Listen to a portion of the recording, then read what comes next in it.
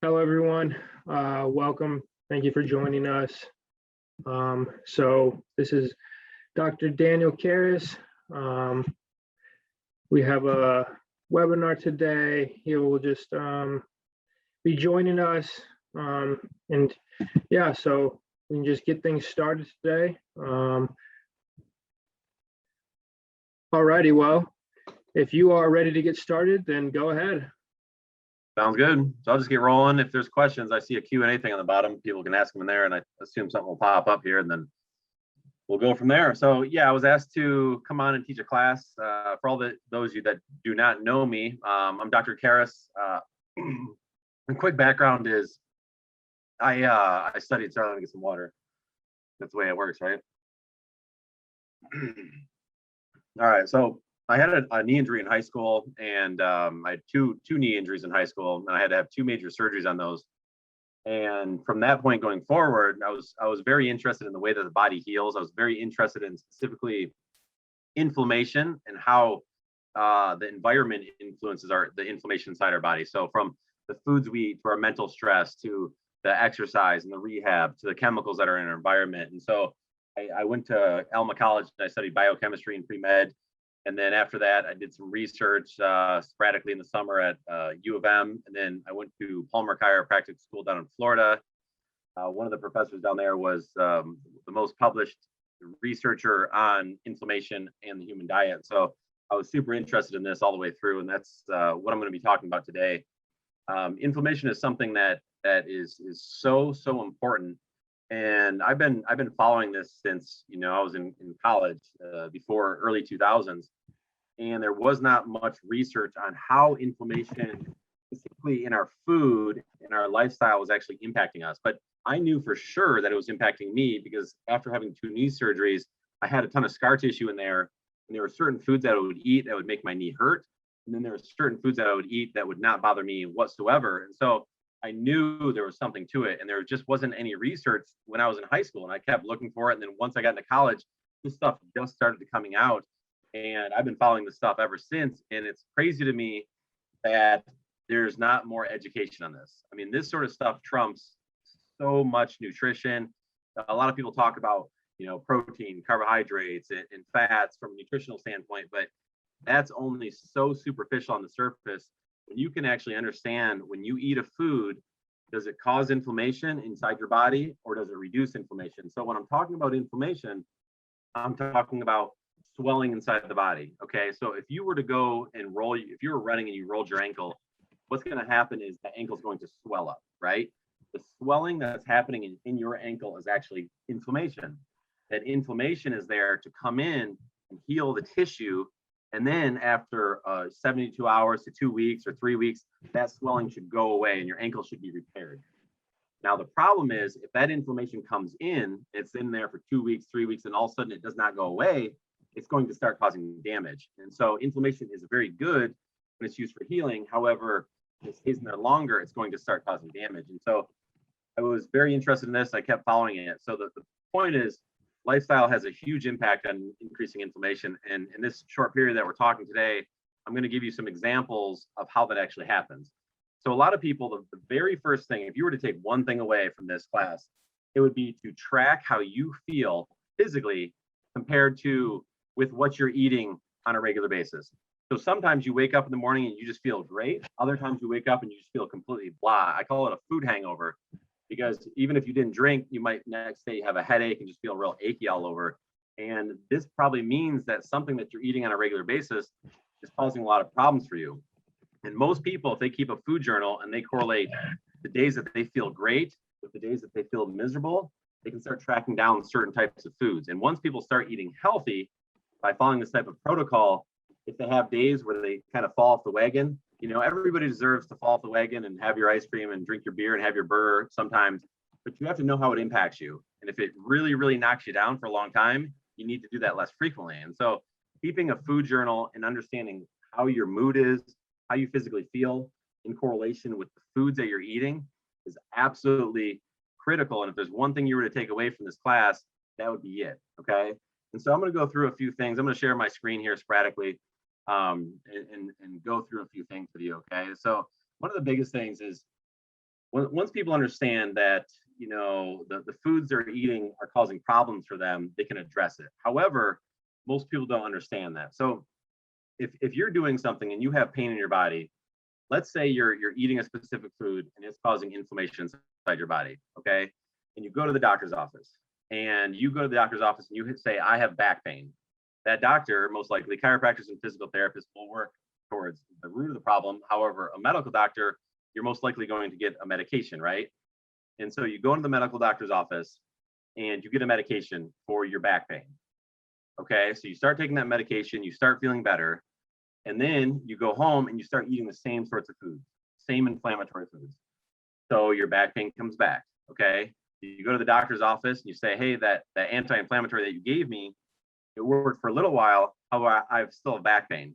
And so they go, well, let's do some x-rays or do an MRI to see what's going on in there. Okay, so they do an x-ray, MRI, and at the end of the day, the only other option they're going to have is more aggressive medication, or it's going to be pain injections. Okay, so they might give you pain injections if your pain's not going away and it's really bad.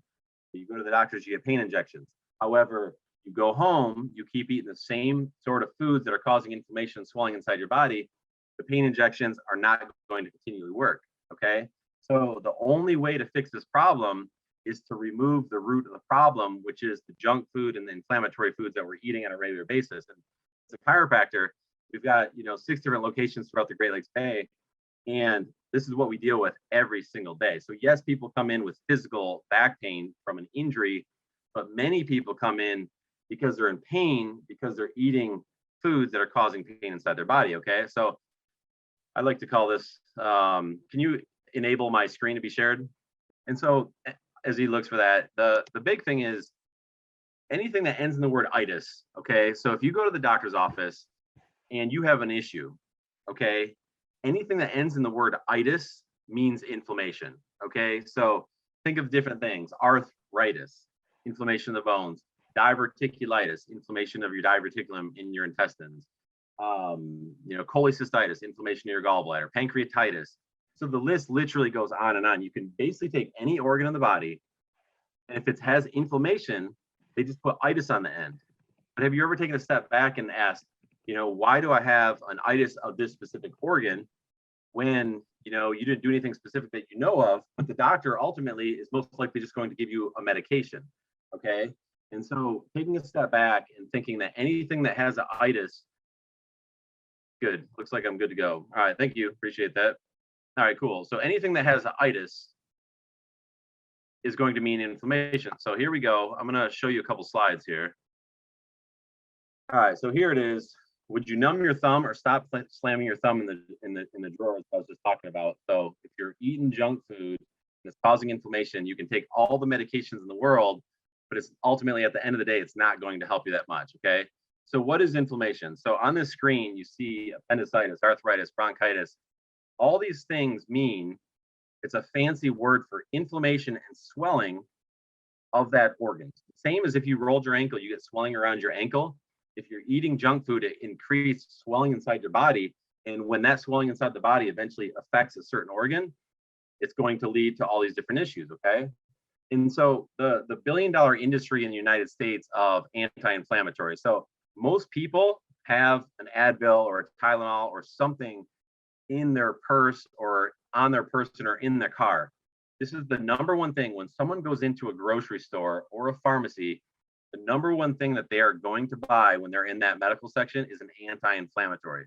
Okay, the number one thing is an anti-inflammatory. Now, it is completely abnormal to have pain on a regular basis. If you do something physical, you might have pain for a couple of days to a week or two, but it should go away. But the fact that this is the number one thing, that just tells us that so many people are addicted to these medications. The problem is people keep going back to their primary doctor over and over, and they get different types of anti-inflammatories, and those stop working, okay? And then what happens is they get to these opioids, and now these opioids, if you go through 2 prescriptions of opioids, it's very, very likely that you're going to get addicted. This is a very, very vicious addiction, and usually it starts with these people who are creating all sorts of inflammation inside their body from their lifestyle, okay? So this is a big issue that we have. This is a billion-dollar industry in the United States, and it is huge. I'm going to go through a few things that kind of explains it. So what causes inflammation? I'm only going to be covering one or two of these factors here, but food, okay? Food, keep a food journal and start tracking down the foods that you're eating in conjunction with how you feel. This is super, super critical, okay? The second one is stress. Mental stress creates inflammation inside your body. Mental stress directly correlates. So if you are stressed out about something, overly stressed out, it literally creates swelling inside your body, and it's going to lead you to get sick. Everybody knows that if you're stressed out for a long period of time, you're more likely to get sick, right? So lack of sleep. This one is absolutely huge too. In Michigan in general, during winter, we should be sleeping for 8+ hours, but most people on average are only sleeping for 6 to 7 hours per night. If you're only sleeping for 6 to 7 hours per night, it's going to be very, very hard to lose weight, and you're going to be more stressed out, more likely causing pain and inflammation. Okay, lack of sunshine. We live in Michigan. Okay, we were heading towards nice weather. I'm looking at it now, and it's very cloudy and rainy outside. Okay, so in Michigan, we have a very high concentration of what we call SAD, seasonal affective disorder. People who are depressed, people who their immune systems drop. We have a bigger, more impact with flu season. There's a huge correlation with vitamin D and in the pandemic and COVID. People who are deficient in vitamin D3 are way more likely to get it, and they're way more likely to have bad response. Okay, so that's a huge one. Lack of movement. Every time a joint moves, it inhibits inflammation inside that joint. So moving more. Most people, 90% of people are going to sit at a desk for 40 hours a week at their job. Weight gain. When you gain weight, the cells on our body that actually go from being skinny to being, storing all the fat in them, they actually produce inflammation. Okay, so the more weight you gain, this is a tough one because the more weight that you gain, the more inflammation you get, and the harder it is to lose weight. That's why a lot of people who gain a lot of weight have a hard time losing it. Bacteria, viruses, and allergies, and then also physical trauma, like I talked about. Okay, these things all increase inflammation inside our body. So let's jump in here. So I don't expect you to understand this.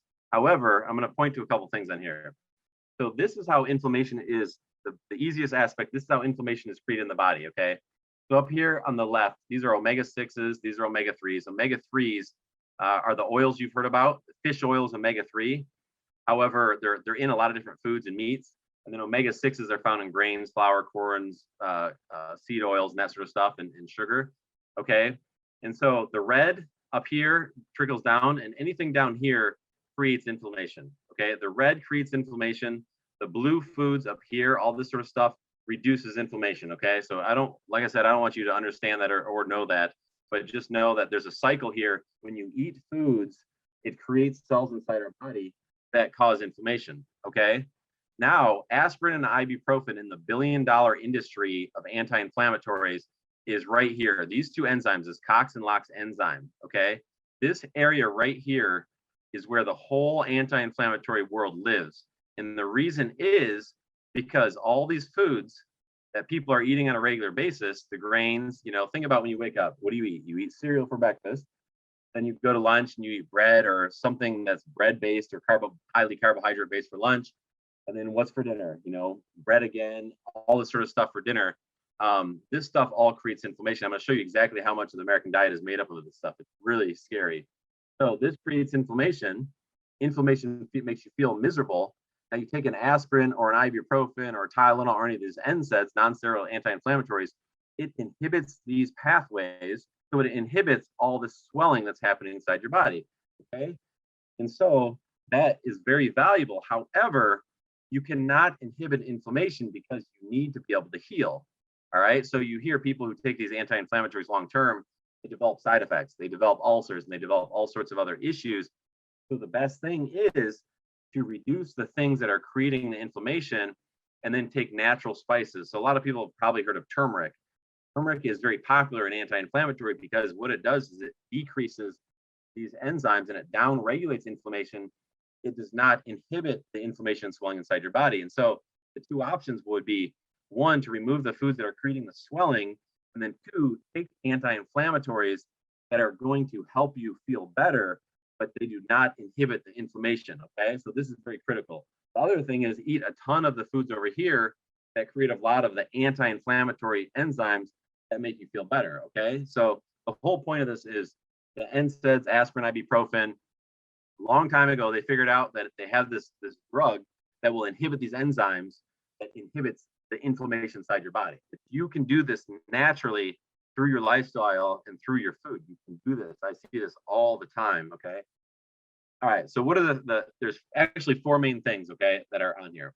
Excess processed carbohydrates. I mean, this one is massive. Once people understand how to control this and reduce the processed carbohydrates, they're going to be off and running. Okay.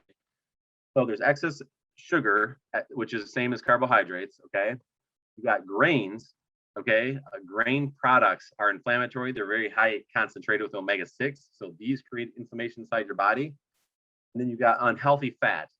Okay. So unhealthy fat. Now, the other thing that's in here that should be in here as well, that I like to mention, is just eating excess calories. Okay. Most people just generally eat too much food. When you eat too much food, you're causing your metabolism to spin too much, and that creates a ton of inflammation inside the body. Okay. So these are the four main things: excess calories, excess carbohydrates, the grains, and the healthy fat. Okay. So let's kind of go through here. This is a list of all the stuff. So you have the refined sugars, the refined grains, green flour products, the inflammatory oils. This I mean, class could easily be a couple hours to break down the details here, but for all intents and purposes, refined sugars, refined grains are your processed carbohydrates. Okay. So think about what you eat on a regular basis and how many of those are processed carbohydrates. So what is a healthy carbohydrate? Healthy carbohydrates are fruits and vegetables. Those are the healthy carbohydrates. Okay. Anything outside, mostly outside of fruits and vegetables, there are some, different types of quinoa and stuff that's a little bit more accepted. However, if you're going to make this change, you basically want to focus on getting most of your carbohydrates from fruits and vegetables, because these are anti-inflammatory. Okay. Now you got that. So that covers the refined sugars and refined grains. And then you have the grain products. Okay. And the grain-fed meats is another big one. So, what do they feed cows? Cows are fed grains. What are cows absolutely supposed to eat? Cows are not supposed to eat grains. The reason they feed grains to cows is because you can get a cow the full size in 12 to 14 months when it's fed grains. Okay. So grains, when cows are eating grains, they get very large very quickly. Okay. However, if a cow is on pasture and they're eating grass, it's going to take them around 4 to 5 years to get to full size if they're just eating grass. So, trying to find a local farmer, and there's a ton of local farms around here, and you can buy a quarter of a cow, that sort of stuff. Most of the grocery stores are getting more of these healthy products. Either way, meat is still going to be healthier than a lot of the processed carbohydrates. And then refined oils, when it says omega-6 oils over here, that's going to be all like if you just look at the list, corn oil, sunflower oil. So the oils you're going to want to use are going to be over here, like olive oil, coconut oil, butter, different types of full cream, avocado, that sort of stuff. So what do you want to be focusing on? Natural meats, healthier meats. The healthier meats, and when you're removing the processed carbohydrates. So the number one mistake that I see people make when they are trying to make a healthy transition is they go on this diet and they go, okay, I'm going to go low carb, right? Which can work for a lot of people and it can be super successful. However, your body requires a certain amount of calories. And so if you go on low carb and you don't change the amount of fat that you're eating and the amount of protein that you're eating, the amount of calories that you're eating throughout the day is going to drop substantially and you're going to crash. Okay. So the way that you do it is you reduce your carbohydrates and you increase the amount of protein and you increase the amount of fats you're eating. So you eat a ton more of the healthy meats, the wild caught fish, the pastured eggs, all this sort of stuff. So you eat a ton more of the stuff on the right side, and then you reduce a lot of the processed carbohydrates on the left. But I see it repetitively. People, they drop the carbohydrates out and they do not change the protein and the fat. They're going to crash. They're going to crash. They're not going to be successful at that. So, there's some stuff in here people like. Dark chocolate, which is excellent. The only thing with dark chocolate, people like to eat chocolate after dinner. Chocolate has a lot of caffeine in it, equivalent to about a third of a cup of coffee. So you got to be kind of careful with chocolate late at night. We got red wine in here, right? Coffee, tea, that stuff's all completely fine. Coffee, tea, and if it's caffeinated, just drink it earlier in the day. Okay, so These things are all anti-inflammatory on the right side, inflammatory on the left side. Okay. Now look at this chart. We'll go through this real quick, and then if we have questions or something, I know this is a lot of information, very short amount of time. So this is the amount of calories that the average American is eating on a daily basis. Okay, this is the breakdown of calories. Okay, so out of what the average American is eating, 19% of that's coming from refined sugars. You got 20% from refined grains, which is still, they're all carbohydrates. So you got almost 40% from refined carbohydrates. You got about 20% from the processed oils, 20% from the meats that are coming from animals that are eating the wrong foods, 10% from dairy, and then only 1% from alcohol. This is scary, okay? So, and then up here, only 10% of the foods that we are eating on a regular basis are anti-inflammatory, okay? And so only 10%. And this is why the United States population is just obsessed with taking anti-inflammatories. You know, a lot of people, they just take them on a regular basis. And it's because we're just eating a terrible diet, which is creating creating inflammation. It's just making us feel absolutely miserable. And nobody wants to feel bad. So what do? We just take a medication and we do not change our diet. And so this is a massive issue. And this is the kind of stuff that I deal with on a regular basis. But if people really start to understand this and they modify it and they eat a lot more healthy protein, a lot more vegetables, and you could be closer to a vegetarian on this diet as well. You would just have to eat a ton of fruits, the nuts, the seeds, and that sort of stuff to make up your calories. Okay. And if you don't want to do that, you know, I'm more of a fan. I'm a bigger person. I like to work out more. I'm more of a fan of eating a lot more healthy protein, and then on top of that, eating a lot of vegetables. And I'm not full. I usually only eat 2 meals a day. I'll eat lunch and then I'll eat dinner around 6 o'clock, and that's pretty much it. And I eat a ton of food at one meal, and that's enough calories to get me throughout the whole day. And I never have aches and pains and that sort of stuff. But this is something that's just a massive issue. So I'll stop there. I think we're about 25 minutes into this, and I know we're about 20 to 30 minutes. So if anybody has any questions, we can drop them down here. Let me go back to stop sharing my screen here. All right, so I'll put it on here. So we got, let's see, does anybody have any questions? All right. Hey there. All right, so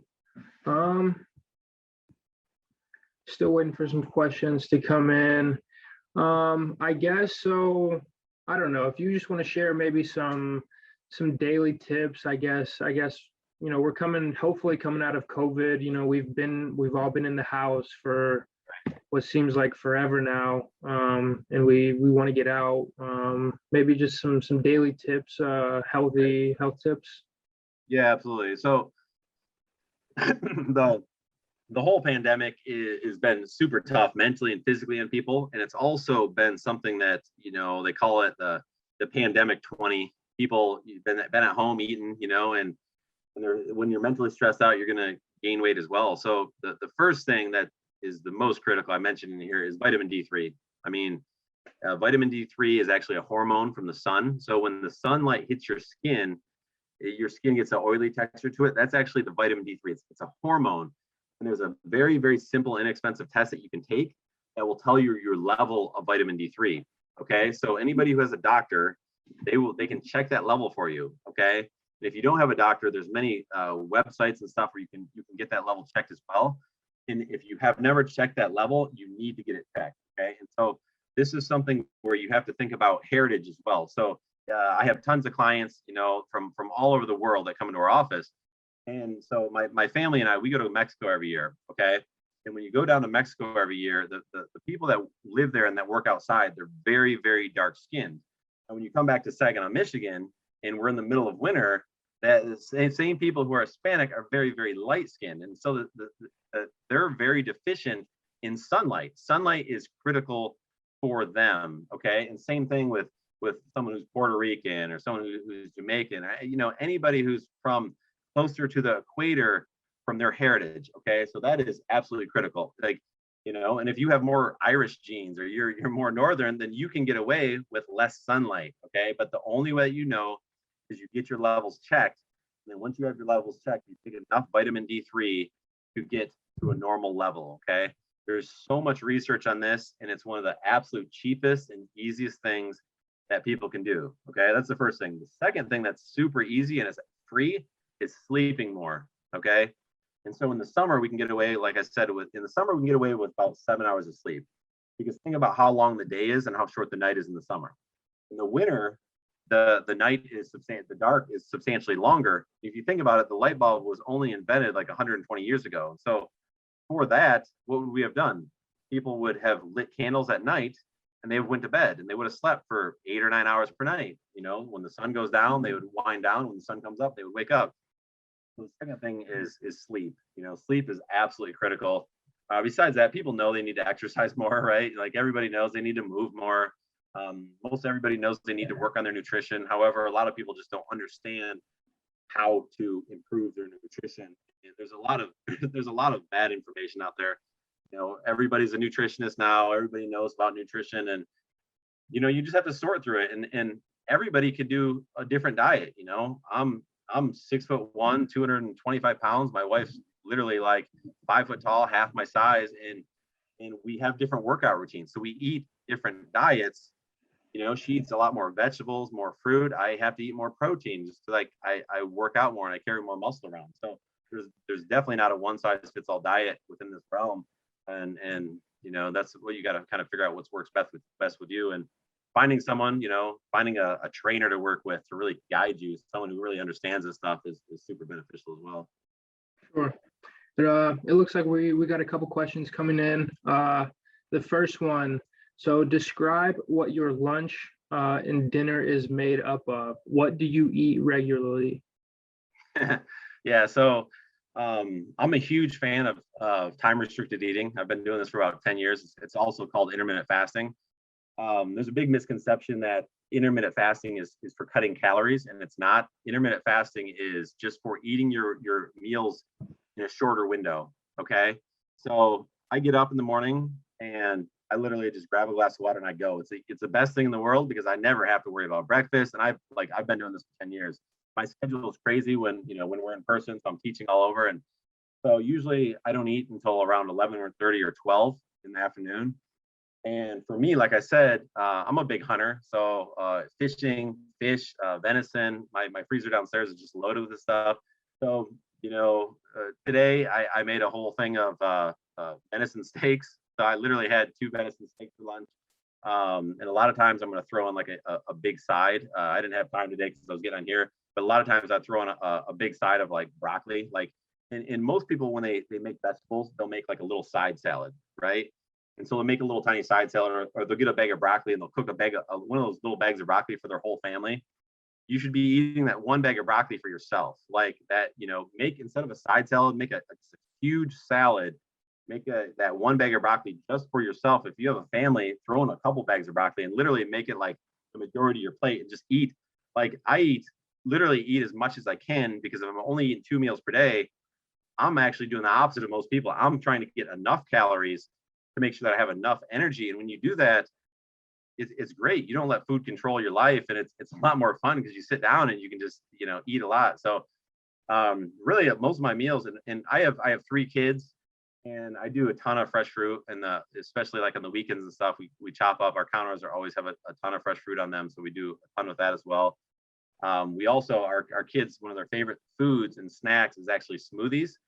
And so these smoothies have a ton of mixed greens in them. They have frozen berries, they have avocados, and then we put in like a part of a banana as well. And just put water in it to mix. And so our kids, I have a 7-year-old, a 4-year-old, and a 2-year-old. They drink these every single day. Our blender's going at least once, maybe twice a day, and I make a ton of it. And they drink these things on a regular basis. So from that list of stuff that I showed, that's pretty much, there's a ton of different foods you can get, but the biggest thing I think that helps people is increasing the healthy protein. People are scared of protein, and there's just no substantial research to reason with it. And everything shows that if you eat more healthy protein, you're going to reduce the chips and the crackers and the breads and pretty much everybody knows that sort of stuff causes them to gain weight, right? So they just don't eat enough of the healthy protein. Well, there you go. So you got to get those healthy proteins and a lot of fruits. Right. All right, next question. In terms of clean versus toxic ingredients, when looking at ingredient lists, what is the top ingredient that we should absolutely stay away from? So ingredients, you know, the from that list previously. So there's two ways to answer this. The first one is from toxic foods. I'm not sure if they're talking about like fruits and vegetables as well. There's a list out there called the Dirty Dozen and the Clean 15. So if you're looking at like fruits and vegetables, go type in Dirty Dozen and Clean 15. They update this every year, and this will tell you what foods have the most toxicity in them. From a food standpoint, as far as toxic, I would equate that to being inflammatory. Okay, so if you're looking at a food and it has 15 ingredients on it, that's not a real food, right? And so if you go to the garden and you pick some you know, some greens, or you pick up a cucumber or a pepper, there's no ingredients list on that. And so when you start picking up foods that have a long ingredients list, you're already going to be getting yourself in trouble. So if you're cooking, you know, if you're using more of the flours and the grains and that sort of stuff, and especially the vegetable oil, that stuff, I guess you could say toxic. It's toxic because it creates inflammation inside your body. Okay. Yeah, I would eliminate those things, and I would, like I said, I would focus on the anti-inflammatories. Tons of vegetables, more vegetables than you think would be key. Alrighty. Well, I'm not seeing any more questions. So Yeah, awesome. We have 12 people on here, so that's good. Yeah. Always appreciate when people tune in, but I know it's a lot of content. They said 20 to 30 minutes. Usually I do classes in an hour. It takes, you know, a lot of the stuff is kind of complex, but once you break it down, you have to keep kind of revisiting it to understand it. But if you're going to take away one thing from this class, make a food journal and see how you feel. And as you try different diets, I'm a huge fan of trying different diets too. My wife laughs at me because I'll try like anything because I want to know how it makes me feel. So when people ask me about it, you know, I've done the juice fast, I've done the longer fast, I've done the lower carbohydrate, high protein, no carbs, I've done keto, I've done the high carbohydrate, you know, I've done it all. So I like trying that stuff. And I think it's super valuable when other people try because they learn how they feel. Yeah. You can know what works for you and try to help people know what works for them then. So. Right, yeah. So yeah, I'm on Facebook. I'm on there sporadically, Kehres Health and Chiropractic. Also on Instagram, Kehres Health, Kehres. So you can find me on there. Anybody who has questions, just add those pages and just ask me a question there. I try to get to those questions as much as I possibly can. All righty, guys. Well, this has been Dr. Dan Kehres with Kehres Health and Chiropractic. We really appreciate you coming on today. Yeah, thanks thank for you so much. Yep, anytime no problem. you want to do it again, just give me a shout and we'll do it. For sure. Thank you so much. Have a great day. And everyone else, thanks. you guys have a good day as well. Yeah, me too. Bye. Thank you. See ya.